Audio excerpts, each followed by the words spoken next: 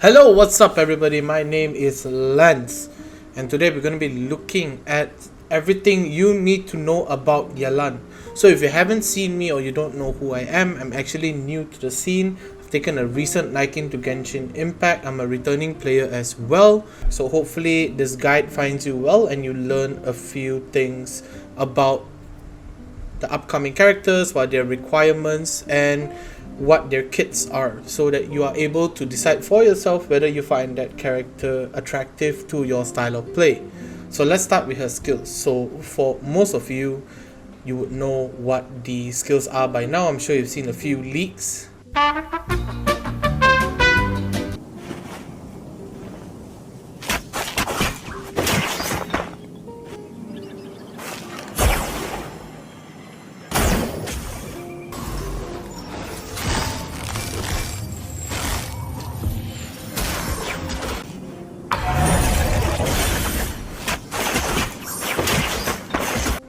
But for her burst, I would say it's her priority skill to max. As you can see, it deals an insane amount of damage and it can be done off field. Second is her lingering lifeline or elemental skill. Actually deals insane amounts of hydro DPS and also triggers a unique passive. So definitely a very integral skill to her kit. Also, unlimited dash is very nice, allows for repositioning and interesting style of play. And last but not least is her basic attack. So for artifacts, let's speak about stats itself. So for Sands, definitely you want to go for HP percent.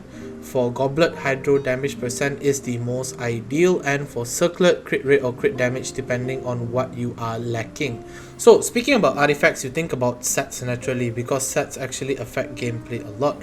So from what I've dug up, Emblem of Severed Fate seems to be the most ideal set for her, providing insane energy recharge if you're going for burst. Even if you're going for support, which energy recharge is still very good. 4-piece Noblesse seems to be the secondary alternative, thinking along the lines of Xing Chu. Credits to Gamer Killer for giving some awesome suggestions. I think she will be one of the best Noblesse users in a Abyss lineup.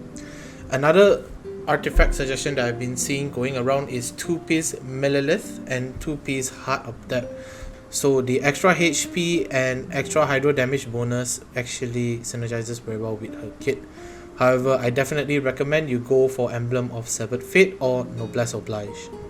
For materials, I split it up into two different sections. So difficult materials to farm and something that's a little bit easier because it's more accessible per se.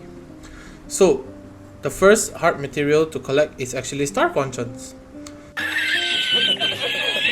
So Star Conch is available every 2 days and you can collect about 60 plus. Doesn't mean you have to do it now, but if you can do it as soon as possible, that would be good because it honestly is a pain in the backside to actually collect them.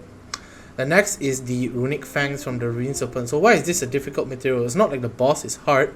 The problem is that you need to collect 36 of them, and if you haven't unlocked the chasm, it is basically an object that is inaccessible to you. So if you're having trouble farming, if you're in Asia server, please add my UID. I'll flash it on the screen now. The last but not least is Astaha's Gilded Scale for the talents. So definitely you should start farming him in advance because this drop is terribly annoying to get. So farming materials, we have the Fatui Skirmisher drops, we have the Prosperity Talent books from the Taishan Mansion, and the Lazurite from the Hydro Hypostasis or Ocean, so any water boss. So take the time to actually pre-farm these materials if you're really into maxing Yelan as soon as possible. For the artifacts and the other materials, if you need help, as always, add my UID and I'll gladly help you in the Asia server. So next, we are going to be looking at the skill descriptions. So her basic attack is a 4-hit attack and her charge is an aim shot dealing hydro damage. So she has a passive called Breakthrough. So every 5 seconds out of combat, the next charge attack requires 80% decrease in charge time. So it's an instant charge, and it also deals AoE hydro damage.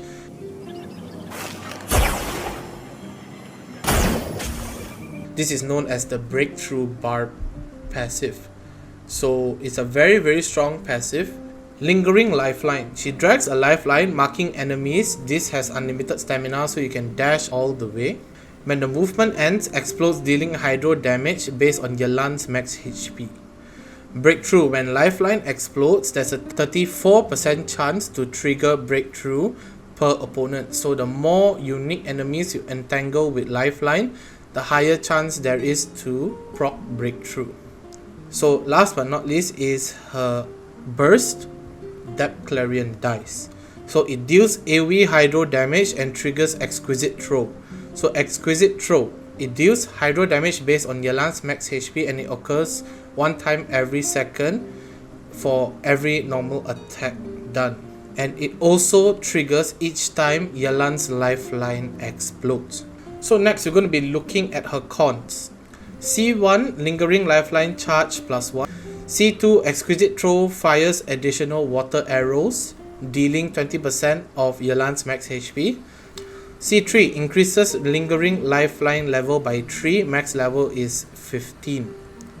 C4, increases the party member's max HP by 10% per unique opponent marked by Lifeline. So if you tangle 3 unique opponents, you get 30%, up to a maximum of 40% for 4 unique opponents. And the max HP increase lasts for 25 seconds. So this actually synergizes well with units that depend on HP for damage. C5, increase Depth Clarion dice level by 3, max level is 15. C6, after burst triggers Mastermind. So this is a new passive dedicated to Yelan. So it lasts for 20 seconds or after shooting 6 arrows. So Mastermind, all of Yelan's basic attack will deal AoE hydro damage and is considered as a charge attack. And it also deals a whopping 130% more damage on top of that. So here are some weapon recommendations. The exclusive weapon, we're going to cover it for now. So attack 44 and crit damage 19.2 as a base. So it increases self max HP by 16% and increases self damage by 20%. So now, if you're not planning to run DPS Yelan and more of a support, I would actually recommend Elegy of the End or Elegy for the End. Can't remember what it's called. So it's a sub DPS ideal weapon. So attack 46, energy recharge 12 as the base. So passive, increase self EM plus 60. And then we have the Sigil of Remembrance passive. It can be triggered once every 0.2 seconds, and this allows you to gain a stack of Sigil of Remembrance. Once you possess 4 Sigil of Remembrance, all of them will be consumed and all nearby party members will obtain the Millennium Movement Farewell Song effect for 12 seconds. This increases their elemental mastery by 100 and increases their attack by 20%. Once this effect is triggered, you will not gain Sigil of Remembrance for 20 seconds. So it's very good for insane bursts of damage and support utility style skills. So definitely very good if you're running sub DPS. So why do I have 2 of these? I put for Haran and I got 2 of these and I don't know what to do with it. Now I know. I would say energy recharge is the best stat for a support Yelan for the most part, because you'll be able to spam Depth Clarion dice and just deal insane amount of damage on any national team which you want to run, or even a vape team using Yelan and Hu Tao. And the alternatives for this item actually pales in comparison. However, we do have an alternative for support, which is the last bow, the Favonius War Bow. So you might be thinking, wait, I've actually seen Stringless and Sacrificial Bow, but why Favonius? So thank you to Gamer Killer once again for the recommendation. So this is the 4-star alternative which I'm going with. It provides 41 attack and 13.3 energy recharge. So the passive crit has 60% chance to generate elemental particles equating to 6 energy. So is it worth? It's a decent 4-star weapon alternative. And the ER is very good for additional hydro app. So this is strictly for support Yelan. However, I'd like to thank you so much for reaching the end of the video. I do apologize that it's a little bit long, but it's a lot of information, and I hope that you guys actually enjoy this content. If you do, please drop a like, share and subscribe. I'm actually doing a short giveaway on the 15th of April, giving away 2 months worth of Blessing of the Working Moons for 3 lucky individuals. And if I get a total of 400 followers on Twitch, I'll double the price. So do follow me on Twitch. Thank you very much.